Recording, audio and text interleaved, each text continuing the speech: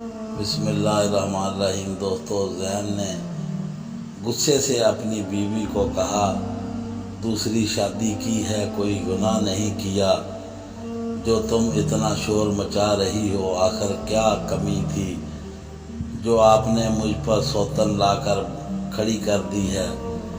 क्या नहीं किया मैंने इस घर के लिए? ज़ैन की बीवी मुसलसल रोते हुए चला रही थी।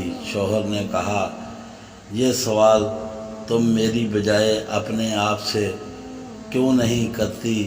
तुम्हारी ज़िंदगी में मेरी हैसियत सवाए एक कमाने वाली मशीन के और क्या थी? जब जब तुमसे तुम्हारे रुपए की शिकायत की, तुमने उसी तरह शोर मचाकर मुझे खामोश कर दिया। तुमको पैसे कमा कर देने के लिए ही एक शौहर चाहिए ना? ठीक है, तुमको माहाना खर्च मिलता रहेगा।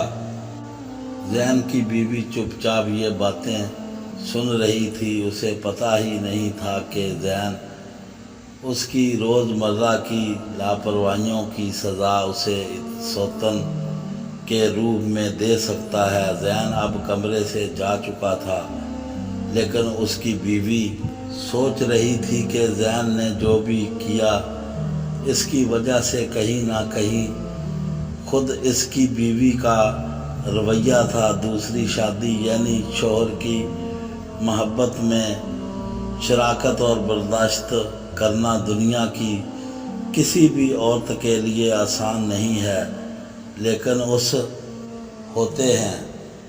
और मर्द के अंदर भी एहसासात होते हैं कि वो अपने मसाइल और रोज़मर्रा के हालात किसी से बांटे। अक्सर औरतें शौहर की माली वसाइल को अपने हाथों में रखने के लिए शौहर से उसके ख़ानदान वालों की बुराइयां करती रहती हैं, जिससे शौहर ज़हनी दबाव का शिकार रहने लगता है। ऐसा रवैया इख्तियार करते हुए ख़वातीन ये भूल जाती हैं कि वो शौहर को उसके ख़ानदान से अलग नहीं कर रही, बल्कि उसकी और अपने दरमियान रिश्ते की जड़ों को कमज़ोर करने की कोशिश कर रही है। जिस ख़ानदान को आप अपनी हमाकत में अलग कर रही है, वो खुद अपने पीर पर कुल्हाड़ी मारने की बराबर है।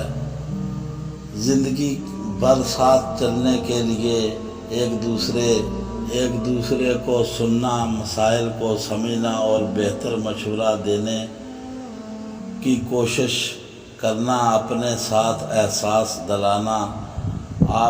दिलाना भी ज़रूरी होता है। बल्कि शादी का हकीकी मकसद ही उम्र भर एक दूसरे का पुरखलूस साथ देना है। दोस्तों, हमारी कहानी पसंद आए तो दोस्तों में लाइक और शेयर करें। हमारे चैनल को सब्सक्राइब करें, बेल आइकन का बटन ज़रूर दबाएं। अल्लाह।